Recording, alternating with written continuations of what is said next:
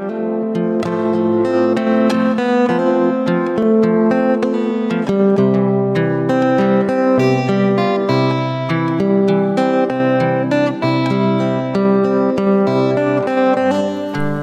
Pak Bowo, apa kabar? Tuhan sehat Pak Pendeta. Iya, saya ini pertama kali loh jumpa Pak Bowo hari ini. Dan saya sangat senang sekali karena saya dengar dari Pak Ian Ardana ya, bahwa Pak Bowo punya sebuah kesaksian yang indah. Benar Pak ya? Amin. Ya, karena kan namanya kesaksian Pak bukan untuk diri sendiri saja ya. Kesaksian pasti juga untuk orang lain dan memberkati orang yang mendengarnya. Nah Pak Bowo, kalau boleh saya tahu nih siapa sih nama lengkap Bapak sebenarnya? Nama saya Rafael Sugeng Wibowo. Rafael Sugeng Wibowo Pak Benar. ya. Nama dari kecil memang itu Pak? Betul, nama kecil sampai sekarang itu. Iya, nama yang indah Pak ya. Amin. Rafael Sugeng Wibowo, ada unsur Ibraninya, ada unsur Jawanya. Ini luar biasa nih. Pasti orang tua Bapak mengerti sedikit ya tentang iman Kristiani barangkali itu. Nah Pak Bowo, bisa saya panggil Pak Bowo enggak apa-apa ya? Iya, siap. Pak Bowo ini latar belakangnya dari kepercayaan apa sih Pak? Saya lahir di keluarga Katolik. Oh, lahir di keluarga Katolik ya, Kristen Katolik kan begitu Iya, orang betul. mengenalnya biasanya. Nah, waktu Bapak kecil sebagai seorang Katolik itu, apakah Bapak sudah mengenal Tuhan Yesus belum secara pribadi waktu itu? Saya mengenal Yesus secara pribadi tidak seperti sekarang. Jadi waktu kecil sampai saya dewasa, sampai saya jadi pemuda, bahkan saya di gereja aktif sekali. Tapi setahu saya dengan aturan gereja. Oke, lebih Berarti- familiar dengan aturan Iya, gereja, dengan apa namanya dogma. organisasi, Nah, dengan dogma gitu gereja, ya. iya. Ya, barangkali sifatnya lebih ke tradisi Pak ya. Betul. Iya. Kemudian Pak Bowo, sejak kapan sih Pak Bowo mulai mengenal Tuhan Yesus secara pribadi? Saya mengenal Yesus secara pribadi ketika saya mulai masalah timbul dalam hidup saya. Melalui masalah Pak ya. Iya, betul. Ya, kadang-kadang kan kita tidak ingin ada masalah Pak ya. Benar. Sebisa mungkin kita berusaha membuat hidup kita tanpa masalah kan gitu. Iya, betul. Tapi rupanya ada saja masalah. Ya, seperti kita tahu dunia telah jatuh ke dalam dosa. Kita juga anak-anak Adam lahir sebagai orang berdosa kan gitu Pak ya. Masalah ya ada saja. Nah, Pak Bowo kalau boleh saya tahu itu masalah apa sih yang terjadi pada waktu itu Pak? Iya. Saya punya seorang istri dan 3 orang anak. Terus kami diberkati. Saya sebelumnya saya adalah pengusaha sembako. Sampai tahun 2012 saya mengalami gangguan penglihatan di mata saya. Mata saya mulai kabur, mulai buram. Saya mencoba berobat ke beberapa rumah sakit, ke Solo, ke Jogja, ke Surabaya, bahkan seluruh rumah sakit dan dokter di Bali sudah saya coba semuanya. Tapi itu pun belum bukan hasil, bahkan bukan dengan biaya sedikit. Sehingga rumah satu-satu yang punya saya miliki harus saya jual. Oke, Akhirnya jadi Bapak habis, saya jatuh miskin.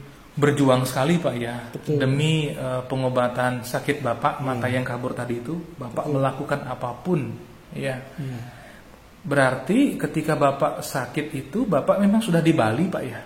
Saya waktu sakit divonis dokter di Surabaya sampai di Solo itu, sama di Surabaya saya divonis Bapak yang alami sekarang ini glukoma saya bakal mengalami kebutaan seterusnya. Di situ saya merasakan hidup saya hancur, hidup saya porak-poranda karena yang saya bisa melihat, saya bisa bekerja, bakal tidak bisa bekerja lagi, bakalan tidak bisa. Akhirnya saya tidak tahu kenapa kok saya tiba-tiba memilih saya harus ke Bali. Ke Bali gitu Tuhan ya? sepertinya dorong saya untuk ke Bali bersama anak dan istri saya. Ada dorongan dalam hati Betul. Pak ya untuk ke Bali. Saat itu saya belum mengerti apa rencana Tuhan, saya juga belum mengalami pribadi dengan Tuhan. Dan saya bersama anak dan istri dan 3 orang anak, saya sampai sekarang saya tinggal di kos di Tegal Jaya Dalem itu. Nah, waktu Bapak punya firasat lah katakan Pak ya untuk datang ke Bali, itu firasatnya muncul dalam diri Bapak atau dalam diri istri? Dalam diri saya. Dan mereka mau ikut? Iya, mau ikut. Jadi pada waktu itu baik-baik saja semuanya Pak ya. Betul. Istri juga ikut mendukung, anak-anak juga ikut mendukung gitu rupanya Pak ya. Nah Pak, ketika itu terjadi masih kuat saya lihat rumah tangga Bapak kan begitu. Betul. Namun setelah itu Pak, apakah tetap stabil rumah tangganya dan kondisi yang ekonomi runtuh dan lain sebagainya? Apa bergoncang begitu? Saya tinggal di Bali 2012 akhir Oktober. Ketika saya masuk konsus bersama istri masih punya, saya kehilangan pekerjaan karena sudah terus menurun kondisi mata saya. Saya bisa melihat orang berdiri tapi saya nggak tahu siapa. Yang saya lihat. Akhirnya istri usaha dengan jualan online. Jualan online ya. Akhirnya berinya waktu, semakin kesini semakin kesini. Saya berharap dalam kondisi kebutaan saya istri bisa menemani saya. Tapi ketika 2013 seperti dokter katakan saya buta total sampai saat ini. Nah, ketika Bapak akhirnya sampai buta total itu, apakah istri Bapak tetap di sisi Bapak? Itulah di situ mulai Tuhan proses saya. Ketika saya buta total, istri yang saya cintai justru meninggalkan saya. Saya tinggal bersama 3 orang anak saya yang waktu itu perempuan pertama kelas 2 SMP, perempuan kedua kelas 1 SMP, laki-laki yang ketiga kelas 3 SD. Nah, gimana perasaan Bapak ketika ditinggal oleh istri pada waktu itu? Perasaan saya betul-betul depresi, Om Pendeta. Saya nggak bisa berpikir, saya depresi, saya stres, saya terpuruk. Bahkan istri, mohon maaf, pergi dengan orang lain. Apa yang kami miliki di kos yang masih kami miliki di kos itu, semua dibawa pergi. Motor, televisi, mesin cuci, semuanya sampai sekecil kipas angin, setrika pun dibawa pergi. Bahkan terakhir kasur buat tidur anak-anaknya pun harus dibawa pergi. Kami sempat mengalami anak-anak tidur di tikar tanpa alas kepala. Saya tidur di kardus tanpa alas kepala. Di situ saya betul-betul kecewa, saya betul-betul marah. Tapi satu hal, saya tidak pernah kecewa sama Tuhan. Tapi saya mengucap syukur, saya punya Tuhan Yesus yang tidak pernah meninggalkan saya. Jadi Bapak masih punya iman itu ya. Amin. Walaupun Pak marah, Pak kecewa kepada sesuatu, katakanlah begitu ya. Mungkin kondisi atau situasi Bapak kecewa, tapi tidak kepada Tuhan. Nah, di masa-masa yang sulit itu Pak, siapa yang menolong Bapak pada waktu itu? Ketika Bapak depresi, Bapak down, siapa yang ada? Karena istri kan tidak di sisi Bapak. Siapa yang ada di sisi Bapak pada waktu itu? Ketika saya mengalami kekecewaan, sakit hati, kepatahan yang begitu berat, saya merasakan Tuhan melingkupi saya, membalut luka hati saya. Saya waktu itu tidak ada saudara, saya tidak kenal tetangga. Saya bukan cuma merasa malu keluar, saya merasa hina. Kamar kami kosong, cuma isinya tikar dan kardus, dan baju-baju anak di kardus itu. Tapi ketika saya merendahkan diri di hadapan Tuhan, saya pernah mengalami suatu masa yang tidak bisa berapa-apa kecuali kepada Tuhan. Tapi waktu awal-awal itu Pak, tetangga Bapak masih baik dengan Bapak? Kami waktu itu belum begitu kenal tetangga. Belum kenal. Ya, karena saya tidak karena kondisi mata saya kurang bisa bersosialisasi. Dan percaya diri saya kan akhirnya juga hilang. Percaya diri saya secara manusiawi saya hilang. Saya pernah suatu ketika seperti ini. Saya nggak punya apa-apa, uang nggak punya, beras nggak punya, saudara nggak punya, tetangga nggak kenal. Saya sempat berpikir anak saya mau makan apa, anak sekolahnya bagaimana. Suatu kali saya cuma punya uang 20.000. Anak saya katakan, Papa boleh nggak minta uang 10.000 saja buat iuran ke gereja. Saya katakan, bawa anak ini Papa, ada 20.000, bawa 10.000, yang 10.000 kembalikan Papa. Jangan lupa kembalikan Papa untuk beli beras. Kita sudah tidak punya apa-apa lagi. Tinggal telur 2 dan Indomie 1. Ya. Sepulang dari gereja, anak saya katakan, Papa uangnya habis, yang 10.000 buat iuran di gereja buat kegiatan. Saya cuma bisa nangis. Saya nangis ke air mata. Saya katakan, terus kita mau makan apa? Udah nggak punya apa-apa lagi gitu. Beras nggak punya. Anak saya nomor 1 perempuan ini katakan, Papa, ayo kita berdoa sama Tuhan Yesus minta beras 1 kilo saja. Waktu itu yang pikiran saya goyah karena masalah yang begitu besar buat saya. Akhirnya saya katakan, Papa percaya nak Tuhan dengar doa kita. Tapi logikanya kalau beli beras harus pakai uang. Tapi anak saya yang perempuan itu tegur saya, Papa nggak percaya, Papa itu bukan iman. Saya nangis Pak, saya nangis. Ampuni saya Tuhan. Malam itu kami mengucap syukur, Tuhan masih kasih nafas, Tuhan kasih kami hidup.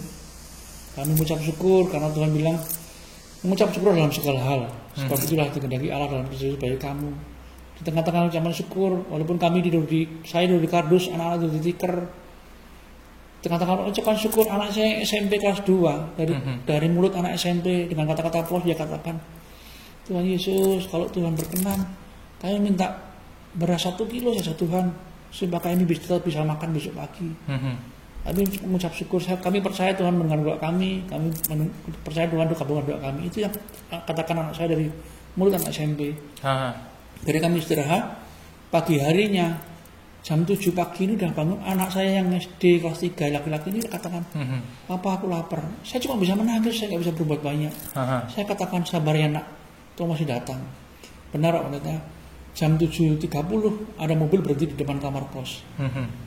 Ketok pintu saya buka, dua orang laki perempuan dia katakan, rumahnya Pak Bowo. Ya benar saya. Kami nggak kenal Pak Bowo tidak kenal kami. Kami digerakkan Tuhan sampai di sini untuk berkati Pak Bowo. Malam itu yang anak saya dari mulut anak SMP minta Tuhan dengan hati yang tulus 1 kilo beras. Tuhan kirim kami 50 kilo beras bersama sembako. Keesokan harinya ada 2 orang laki-laki yang tidak kami kenal. Dia pun katakan, Pak Bowo tidak kenal kami tidak kenal Pak Bowo. Kami digerakkan Roh Kudus ke sini memberkati Pak Bowo. 2 orang ini bawa beras buat kami 50 kilo lagi. Dan sampai sekarang Bapak ini saya tidak pernah ketemu. Tuhan yang kami sembah begitu dahsyat. Anak saya dengan mulut anak SMP kata-kata polos, tulus dari hati, minta beras 1 kilo, Tuhan berkati 1 kuintal. Wih, saya merinding loh dengar cerita Bapak ini. Itu nyata dan itu Tuhan pelihara kami sampai saat ini.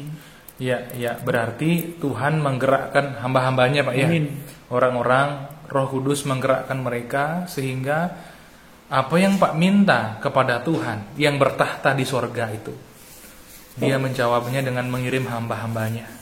Tuhan itu hidup, Tuhan nyata benar, menolong anak-anaknya yang kesusahan Pak ya. Dengan hati yang tulus berdoa meminta dengan iman seperti kata anak Bapak ya. Berarti anak Bapak dan Bapak betul-betul mengalami betapa Tuhan mendengar doa Bapak kan gitu ya. Wih, luar biasa Pak. Nah, cerita-cerita itu apakah menguatkan akhirnya anak-anak Bapak? Artinya peristiwa itu menguatkan mereka enggak secara iman? Saya mengucap syukur anak-anak saya dan ketika mulai mengalami masalah, Tuhan sudah taruh iman yang kuat di anak-anak saya.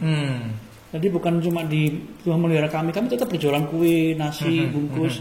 Tapi di sekolah studi anak-anak Tuhan juga nyatakan. Waktu itu anak saya jangan membeli buku pendeta. Sekolah kami bayar sekolahnya kesulitan. Kadang untuk fotokopi 2.000, 3.000 aja nggak mampu. Setiap kali anak saya minta, Pak boleh nggak minta 2.000 atau 3.000? Saya yang bisa nangis dan katakan, nggak ada nak, kita besok masih buat jualan kurang, buat makan masih kurang. Akhirnya suatu kali anak saya katakan, Papa aku pengen 10 besar di dalam kelas dari 40 siswa. Akhirnya saya katakan, tetap belajar nak, belajar yang rajin, berharap sama Tuhan, tetap bekerja bantu Papa jualan kue kecil-kecil ini.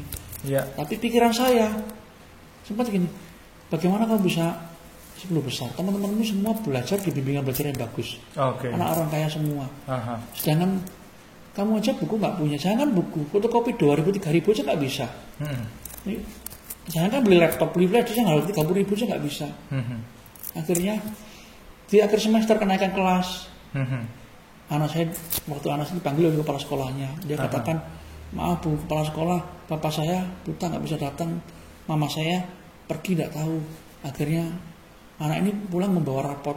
Dari depan kamar kos jauh dia udah teriak-teriak, Papa, Tuhan luar biasa, Tuhan luar biasa Papa, gitu sambil nangis dia. Datang deket langsung dia peluk saya. Kenapa nak? Tuhan kabulkan doaku Pak. Dan itu bahagia sama saya. Nanti dia katakan, kenapa? Kamu dapat 10 besar? Enggak apa lebih dari itu. Kamu dapat 5 besar dari 40 siswa. Lebih dari itu Pak, pikiran saya. Manusiawi nggak mungkin dia dapat 3 besar dari 40 siswa. Dengan beli buku ya, fotokopi aja nggak mampu 2.000. Tapi apa yang telah terjadi? Anak itu cari kertas dia bilang, Papa, aku dapat juara umum dari 350 siswa. Juara umum? Juara umum dari 350 siswa. Sampai sekarang masih ada piagam. Saya nangis, Tuhan dahsyat, saya begitu langsung loncat ke mereka. Sorenya kepala sekolah sama guru-guru ke rumah itu nangis semua. Bagaimana kondisi seperti ini bisa mendapat prestasi? Saya katakan ini pekerjaan Bu, ini pekerjaan Tuhan, bukan pekerjaan anak kami. Disitulah. Dan dari situ Tuhan sampai sekarang pelihara kami. Kadang-kadang saya itu kalau nangis, Tuhan baik buat saya, terlalu baik buat mereka. Jadi rupanya pengalaman itu betul-betul mengharukan Pak ya. Bapak, anak-anak Bapak mengalami Tuhan yang nyata Pak ya. Setiap kali dari saya katakan nggak punya uang buat fotokopi, dia selalu katakan, aku punya tangan dikasih Tuhan, aku bisa nulis. Dia pinjam temannya ditulis, dia pinjam ditulis. Dulu yang saya sempat khawatir, anak saya mau makan apa, sekolah apa. Tapi Tuhan benar firman Tuhan. Kekhawatiranmu tidak akan menambahkan sejahtera dalam hidupmu. Iya. Dan yang anak saya dulu nggak bisa susah untuk sekolah, nggak bisa beli buku, nggak bisa fotokopi. Sekarang anak saya yang pertama sudah kuliah semester 8, mau skripsi. Wih. Anak saya yang kedua kuliah semester 6, Pak Pendeta. Puji Tuhan. Dan itu pun semua karena kemurahan Tuhan. Anak saya dapat biaya prestasi dari Tuhan. Nah, semua karena kebaikan Tuhan. Iya, berarti di masa-masa yang sukar itu, ketika anak Bapak berjuang meningkatkan prestasinya, mereka sambil kerja juga, Pak, berarti? Mereka bekerja sambil Bikin jualan kue. itu. Iya, jualan kue. Paling kami untung 25.000 setiap hari, tapi kami selalu mengucap syukur. Dan kami untuk tidak pernah merasa kurang ketika kami mengucap syukur. Iya. Wih, luar biasa ya.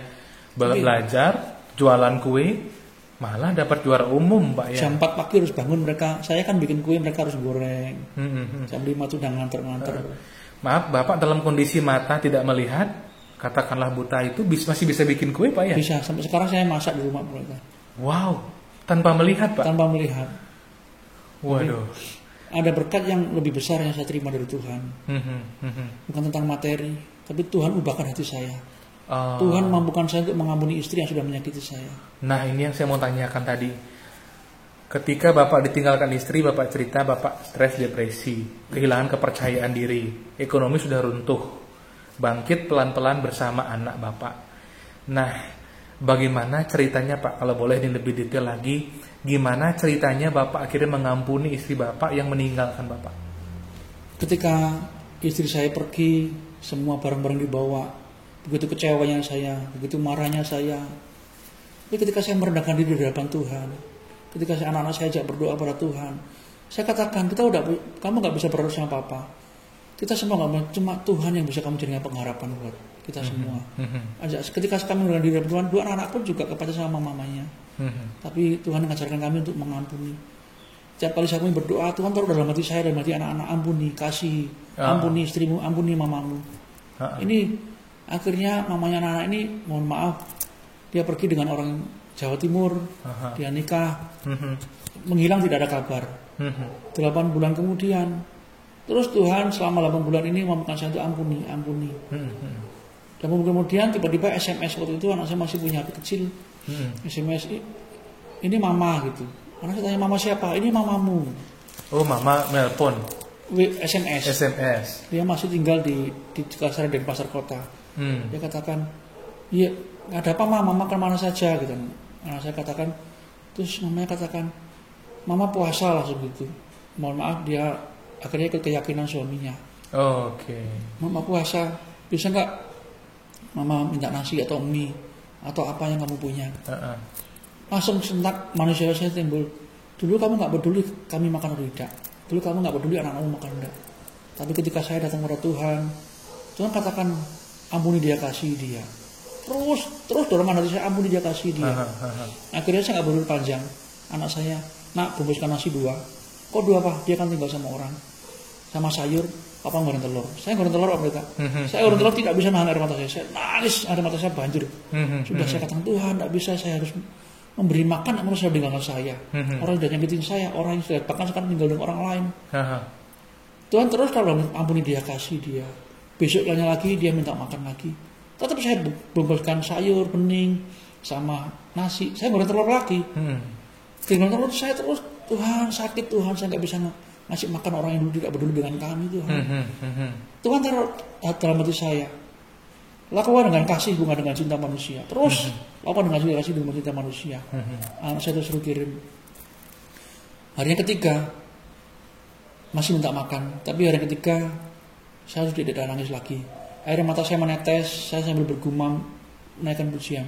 Dalam nama Yesus ada kemenangan. Sambil goreng telur, saya bisa mengalahkan diri saya sendiri. Saya dari kecil, saya lahir di keluarga Kristiani. Sekolah saya dapat pelajaran menyangkal diri. Tapi baru kali itu Tuhan mengajarkan saya betul-betul mengampuni dengan tindakan, bukan dengan mulut. Dan menyangkal diri saya. Saya tahu akhirnya apa yang sakit saya lakukan, apa yang tidak enak saya lakukan, harus lakukan supaya saya taat sama Tuhan. Itulah menyangkal diri. Pelajaran yang betul-betul saya terima dalam hidup saya. Iya. Waduh, luar biasa Pak ya. Rupanya Tuhan sendiri mendorong Bapak ya untuk mengampuni. Tadinya berdoa terus minta mampu mengampuni, akhirnya Tuhan menuntun Bapak untuk bertindak mengampuni. Dari meminta bisa mengampuni, bertindak mengampuni. Saya tadi ingat Pak dengan sebuah ayat itu begini. Ketika musuhmu lapar, berilah dia makan. Ketika seterumu haus, berilah dia minum. Dengan begitu kamu menumpuk bara api di atas kepalanya, kan gitu Pak ya. Rupanya Bapak dibawa mengalami ayat itu Pak ya. Mengampuni orang yang meninggalkan Bapak. Sulit memang, tapi akhirnya Tuhan memampukan. Dibutuhkan berapa lama itu Pak mengampuni, ya katakanlah mantan istri Bapak, berapa lama dibutuhkan? Nah setelah peristiwa yang dia minta makan 3 hari itu pemerintah, dia menghilang lagi. Ini lagi hampir kurang lebih 6 bulan kemudian anak saya sudah dikasih HP yang Android lama itu dari orang. Tiba-tiba dia lihat WhatsApp mamanya, statusnya mohon maaf, mamanya mau mengakhiri hidupnya karena dia ditinggal bisa dengan suami sirinya ini. Mau mengakhiri hidupnya? Iya. Sekarang di WhatsAppnya itu. Jadi akhirnya manusia timbul lagi. Kadang-kadang manusia masih timbul. Oke. Daging kita lah ya. Dulu kamu nggak peduli, aku mati. Dulu kamu nggak peduli anak-anakmu mati atau tidak. Tapi ketika kami merendahkan diri di hadapan Tuhan, Tuhan katakan ampuni dia, ampuni dia, ambil dia.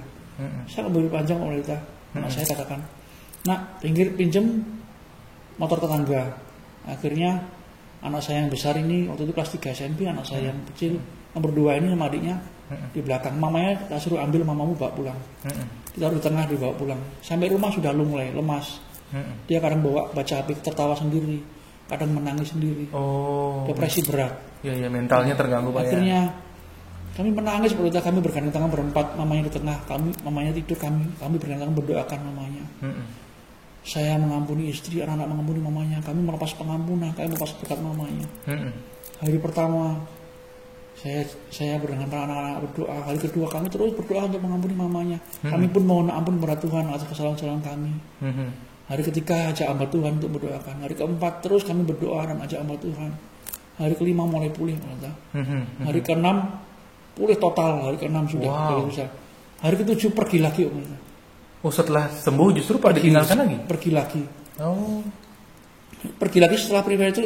Tuhan kenapa harus seperti ini? Tuhan seperti Tuhan berkatakan pelajaran belum selesai.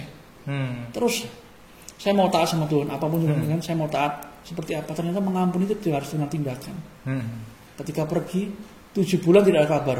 7 bulan kemudian kami dengar dia cerita sama anak-anaknya. Mohon maaf, dia menikah lagi dengan orang Melayu. Oke, orang Malaysia Pak?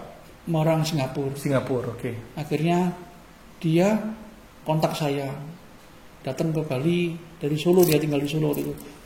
Akhirnya dia mau ketemu dengan anak-anak. Oke, nggak apa-apa, aku sudah bisa mengampunimu. Ajak anak-anakmu makan, diajak makan, diajak belanja. Hari pertama, hari kedua, hari ketiga, sampai hari ketujuh anak saya laki-laki diculik, dibawa pergi tanpa izin saya, tanpa sepengetahuan saya. Saya begitu, Tuhan, kenapa sih harus terjadi lagi seperti itu Tuhan? Tapi Tuhan katakan saya harus taat. Dan sejak saat itu saya mengampuni. Betul-betul saya mulai istilahnya jarum derajat mengampuni saya terus berputar terus sampai saat ini. Tuhan proses saya bukan mengampuni lagi, saya mengasihi, sangat mengasihi. Waduh. Saya kalau ketemu saya kemarin, mohon maaf, kemarin usia saya kan tambahkan 1 tahun. Dia mengucapkan saya sebut namanya. Terima kasih, aku mengasihi. Saya katakan di depan anak-anak. Dia ngucapin ke Bapak ulang tahun, mantan istri Bapak. Iya. Ya komunikasi saat ini bagus sekali seperti ini. Oke, luar biasa ya. Dan dari dendam, kesulitan mengampuni, ya naik turun lah Pak ya perasaannya gitu ya. Sampai perasaan Bapak stabil sekarang, betul-betul mengampuni, mengasihi istri Bapak. Bahkan Bapak bisa menikmati sukacita sekalipun dia jauh. Amin. Sekarang dia tinggal di Denpasar 2 tahun ini. Tapi kalau ketemu saya tetap mengasihi apapun, saya tetap mengasihi. Bahkan Tuhan selalu bukan cuma saya mendengar firman, tapi saya dikuasai firman. Setiap apapun yang dia kan, saya dikuasai firman. Seperti ini, seperti itu. Dan disitulah mulai ketika saya bisa betul-betul mengampuni dan saya sangat mengasihi Tuhan, ubahkan hidup saya. Ada perubahan radikal dalam hidup saya.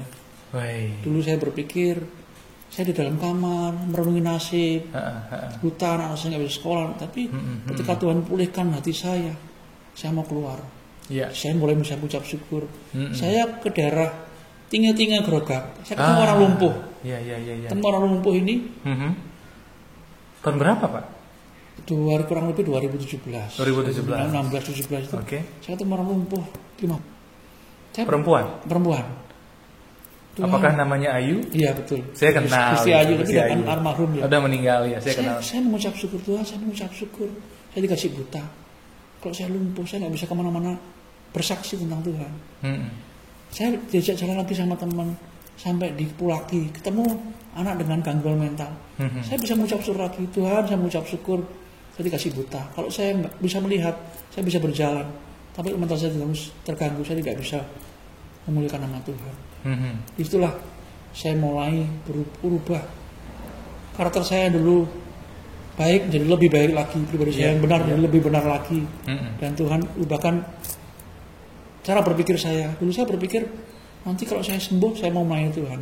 Nunggu sembuh dulu baru mau melayani. Ya, tapi tidak buat saya saat ini. Mau saya buta, mau saya cacat, saya mau melayani Tuhan. Mau saya disembuhkan, tidak disembuhkan, saya tetap melayani Tuhan. Jadi mau saya ditolong, tidak ditolong, saya tetap memuliakan nama Tuhan dan bersaksi bahwa Yesus adalah Tuhan. Tapi saya melihat Tuhan memang nyata menolong Bapak. Amin. Dengan caranya dengan rencananya. Terbukti Bapak yang ditinggalkan, Tuhan tidak meninggalkan. Amin. Hati Bapak yang hancur terluka, Tuhan pulihkan, sembuhkan. Amin. Bahkan kesembuhannya lebih daripada orang normal, Pak. Amin. Bisa mengasihi orang yang memusuhi Bapak, bahkan mengasihi dengan kasih agape. Amin. Ya, Bapak bisa mengasihi tanpa syarat, bahkan menikmati walaupun mungkin sekadar ucapan ulang tahun. Ya, tadi kan sempat Bapak bilang kasih ucapan ulang tahun, Bapak senang juga kan gitu ya. Komunikasi kami juga lancar tentang anak-anak. Oke. Sebagai orang tua, akhirnya tetap anak-anak katakanlah ya punya ibunya lah kan gitu ya. Betul. Dan ayahnya, tentu saja Bapak walaupun ibunya sudah menikah dengan orang lain kan gitu ya. Wah, luar biasa, Pak. Sekarang Bapak melayani kan gitu ya, bersama teman-teman bersaksi. Cerita hidup Bapak yang sulit justru jadi kesaksian bagi banyak orang. Dulu saya berpikir, Tuhan gimana saya mau pergi, gimana saya pelayanan kalau saya tidak bisa melihat. Saya sempat gabung dengan teman dijemput. Suatu kali yang jemput tidak ada. Saya bergumul, Tuhan saya tetap mau melayani Tuhan lagi. Apapun kondisi saya, Tuhan saya tetap mau bersaksi. Saya mau menceritakan Injil. Saya mau bersaksi bahwa Yesus adalah Tuhan. Suatu kali saya bergumul suatu hari, Tuhan kemana saja utus saya berangkat Tuhan. Kalau saya percaya kalau saya mau, Tuhan pasti mampukan saya. Tiba-tiba dalam 3 hari saya ditelepon orang-orang ada dari Madura, ada dari Madiun, dari Malang. Saya berpikir Tuhan, kok Tuhan suruh saya ke jauh-jauh, gimana caranya? Tapi karena kemurahan Tuhan ya, akhirnya saya berangkat sendiri ke Madura. Sendiri, Pak? Sendiri. Tapi tidak sendirian ya, Tuhan yang menyertai saya. Iya, saya tahu. Dan saya tidak bekerja, saya tidak punya uang. Tapi ketika saya mau berangkat, Tuhan sediakan biaya itu.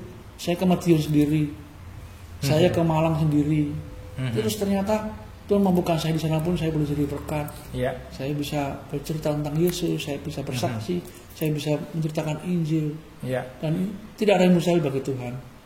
Meskipun mata saya belum dipulihkan, meskipun rumah tangga saya belum dipulihkan, meskipun ekonomi saya belum dipulihkan, tapi saya percaya Tuhan akan terbaik dalam hidup saya. Ini termasuk buahnya, Pak ya. Ada sukacita yang berbeda, kesukaan melayani, dan kasih yang mengalir di hati Bapak ya. Nah, tadi Pak ada satu hal yang sangat berkesan juga ya, ketika saya mendengar Bapak, bahwa Bapak menjadi orang yang dikuasai firman. Banyak orang ingin belajar ya, ingin pintar, sekolah tinggi-tinggi supaya menguasai firman. Sekolah sarjana, S2, S3, doktor supaya menguasai firman. Itu kebalik, Pak ya. Bukan itu tujuannya, tapi supaya kita sebenarnya dikuasai firman. Belajar menguasai firman mustahil sebenarnya. Tapi dikuasai firman itu yang benar, ya. Nah, Bapak punya pesan enggak dengan para pendengar kita nih pada sore hari ini, Pak? Saya sedikit mesti contoh. Kenapa saya bilang dikuasai firman? Kenapa saya bilang betul-betul mengasihi dengan istri saya ini? Karena suatu kali, contoh kecil ini, banyak hal yang mungkin tidak saya ceritakan panjang lebar. Suatu kali istri saya pinjam uang sama saya 100.000. Padahal suaminya kalau ngirimi berlimpah. Katakanlah nominal 10 juta di atas. Wow, terus besar. uang saya bilang, anak saya bilang, Pak Mama pinjam uang. Saya bilang, yang Papa pinjam uang punya 120.000. Ya, Mama habis uangnya kasih ya. Saya kasih. Terus dia bilang, ya nanti tanggal 27 saya kembalikan. Ketika tanggal 27, anak saya suruh nanyakan. Nah, tanyakan uangnya Papa yang 100.000 di Mama. Mama kan dikirimi suaminya banyak. Terus akhirnya, anak tanyakan, mamanya jawab, itu kan juga buat anaknya lain juga, ngapain diminta lagi. Nah, ketika saya berpikir seperti itu malamnya, saya itu, Tuhan, saya itu punya uang 200 kok saya diminta kalau dia ngejawabnya seperti dia uangnya berlimpah loh. Akhirnya saya tidur, pagi saya berdoa. Saya nggak bisa baca firman, cuma saya terlintas Pak Pendeta. Ketika saya terlintas, saya coba lihatin firman Papa terlintas apa ini ya. Ternyata Tuhan tunjukkan saya di Amsal itu. Ketika saudara meminjam daripadamu, janganlah memintanya kembali. Anak saya langsung tegas, nah Papa nggak boleh minta. Ya, saya nggak minta sampai sekarang nggak minta saya. Oke, jadi dikuasai firman Pak ya. Satu hal lagi, sebulan lalu ya karena kemurahan Tuhan, saya kan ke Jawa ini. Bulan lalu saya ke Jawa, saya melayani di daerah perbatasan Malang dan Blitar. Ada orang yang minta saya doakan COVID. Dia kena COVID-19 itu sudah 2 hari positif. Dia nangis ibu-ibu ini. Suaminya pergi sama orang lain, setahun belum pulang. Sama perempuan akhirnya tidak ada yang peduli kami, tidak ada yang doakan kami. Doakan lewat telepon aja. Aku tuh ingin doakan teman. Saya bergumul, Tuhan, saya gimana datang ke sana. Saya mau doa malam mereka. Doa malam. Kok tiba-tiba terlintas firman apa ya firman ini ya? Terus saya di situ ada kerabat-kerabatnya, coba tolong dong bukain ini Yohanes 14 ayat 12. Itu Tuhan kata, saya ingat sekali kata-kata Tuhan. Aku berkata kepadamu, sesungguhnya barang siapa percaya kepadaku, akan melakukan pekerjaan-pekerjaan seperti aku kan, bahkan pekerjaan besar, karena aku pergi kepada Bapa. Amin. Tuhan, kalau Tuhan harus saya pergi, berarti Tuhan mampukan saya ya nggak ketularan COVID. Akhirnya malam saya istirahat. Malamnya itu paginya saya bangun Pak Pendeta. Saya doa pagi jam 5 itu terlintas firman lagi saya. Doa apa ya kok saat di Matius 8 apa? Tak suruh baca, ada orang di situ bacakan dong ini apa saya nggak tahu isinya. Ketika Tuhan menyembuhkan orang kusta, Tuhan menjamah. Oh ya kalau Tuhan aja, Tuhan ini 100% manusia loh. Saya kalau Tuhan kusta saya nggak ketularan, padahal lebih menular daripada COVID. Berarti Tuhan mampukan saya nggak akan ketularan. Akhirnya yang di sana orang-orang sana bilang, kalau kamu ke sana jangan balik sini lagi nulari. Akhirnya saya ambil hikmat. Jadi saya doakan, saya berdoa, akhirnya saya langsung ke Blitar. Di sana pun saya akhirnya sampai sekarang Tuhan biar saya tidak pernah sakit juga. Begitu. Puji Tuhan. Dan saya terakhir nih, saya di Blitar. Saya kalau keluar kemana-mana ada yang support saya. Saya bukan cari berkat, tapi saya mau menjadi berkat. Di sana pun suatu kali saya sebulan lalu ya di Blitar ini pas uang saya ini kok saya di Malang saya sempat ada berkati, saya beli sembako, ada orang butuh, ada anak butuh sekolah, saya beliin buku. Pas di Blitar ini saya memang tergerak, Tuhan gerakkan saya untuk tidur di rumahnya paranormal. Diminta sama paranormal nih. Paranormal, dukun gitu ya, dukun. Pak. Oke. Saya nggak bisa mengembalikan, tapi paling nggak saya menyampaikan kebenaran. Saya nggak bisa merubah dia. Tapi Tuhan gerak saya di situ. Tapi hati kecil saya ingin memberkati anaknya paranormal ini seorang janda punya anak 2. Dia pekerjaan cuma bertani. Tuhan saya mau memberkati. Tapi saya ingat Tuhan uang di dalam dompet saya ini tinggal pas buat beli tiket balik. Akhirnya udahlah, kalau Tuhan mendaki saya akan memberkati. Dari pagi itu doa pagi, siang akhirnya saya bersaksi terus, saya terus sana jalan. Malamnya itu kok tiba-tiba ditelepon dari Makau saya. Ada dulu orang saya pernah lain di Makau sana. Dia telepon, saya punya teman di Blitar ya, di daerah ini loh. Satu daerah sama saya. Oh ya, bisa dicari. Akhirnya saya dicari lah sama temannya orang dari Makau ini. Di atas gunung ini Pak Pendeta, dari jalan utama 15 kilo. Tiba-tiba ketika saya melayani orang yang dari Blitar yang temannya dari Makau ini, pulangnya saya diberkati. Saya, Tuhan izinkan saya memberkati orang ini. Saya dikasih amplop. Saya kan langsung ibunya tak panggil, Bu sini, ini ibu dapat berkat. Dia katakan, bukan Pak, ini buat Bapak. Enggak, ini buat ibu cuma lewat saya. Dia buka, kok banyak sekali. Enggak apa-apa, ibu ambil. Ini semua buat ibu, bukan buat saya, cuma lewat saya. Dia bilang gitu. Saya begini, Tuhan kok bisa ya di atas gunung, di pelosok jam 7 udah ada orang lewat, Tuhan bisa memberkati loh. Bisa menambah berkat. Di situ. Besok akhirnya malam itu ada anak-anak SMA. Gini, kenapa nggak sekolah 2 hari? Dia katakan, sepatu saya jebol, ibunya nggak bisa sekolah Pak, sepatu jebol, beli sepatu. Saya pas saya, coba sepatu saya, ibunya nggak boleh, jangan, coba dulu, cukup mau ya pakai. Besok paginya saya mau balik ke Bali ini siangnya, ada anak kecil juga kasih salam sama saya, cium tangan saya, tak pegang tangan, kok kamu nggak pakai jaket ini di atas gunung dingin kayak gini, nggak punya jaket, pakai jaket saya. Saya pulang dari sana, saya naik bis malam sampai di Denpasar itu, saya nggak pakai sandal jepit, saya nggak pakai jaket. Dan uang saya tinggal 50.000, tapi saya punya hati yang sukacita, yang saya bisa melakukan kehendak Tuhan. Kelimpahan Pak ya, hati Bapak ya. Iya. Luar biasa. Lancar gitu memberinya Pak. Iya. Di tengah-tengah kesulitan Bapak memberinya lancar sekali ya. Saya tuh heran loh, Tuhan bisa memberkati dengan kondisi apapun. Itu dikuasai firman ya, bukan menguasai firman. Ya, terima kasih Pak Bowo ya. Ada yang Bapak mau sampaikan lagi pesan untuk para pendengar kita nih? Iya. Saya mungkin sampaikan, mari saudara semua, apapun kondisi saat ini, apapun keadaan saat ini, jangan disebutkan, jangan dipulihkan. Lakukan apa yang bisa dilakukan untuk Tuhan. Apapun kondisi saudara, layani Tuhan. Bersaksilah bahwa Yesus adalah Tuhan. Menceritakanlah Injil bahwa Tuhan yang kita sembah, Tuhan yang hidup. Amin. Mungkin mata saya belum tidak akan sembuh. Mungkin masalah saya tidak akan selesai. Tapi satu hal yang harus saya selesaikan, benar di hadapan Tuhan, layak di hadapan Tuhan. Amin. Amin. Terima kasih Pak Bowo, kesaksiannya indah sekali ya. Saya juga ikut pegang tisu nih Pak, karena mata saya juga berair, terharu mendengar kesaksian Bapak.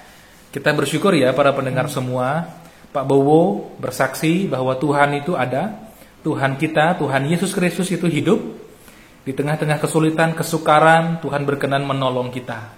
Dan yang paling penting adalah jangan kita membiarkan mengeraskan hati, tidak mengampuni orang lain Pak ya. Bukan kuat gagah kita sebenarnya mengampuni orang yang memusuhi kita, tapi kekuatan dari Tuhan. Yang penting kita mau minta kekuatan dari Tuhan, dan yang penting kita juga mau mengalir dalam pimpinan Tuhan, bertindak mengampuni Pak ya. Maka Tuhan akan memulihkan kita, sehingga hati kita penuh kasih agape, dan dipakai oleh Tuhan untuk bersaksi bahwa Yesus adalah Tuhan yang sejati, dan keselamatan ada di dalam Dia saja. Dan barang siapa yang percaya kepadanya tidak binasa, melainkan beroleh hidup yang kekal.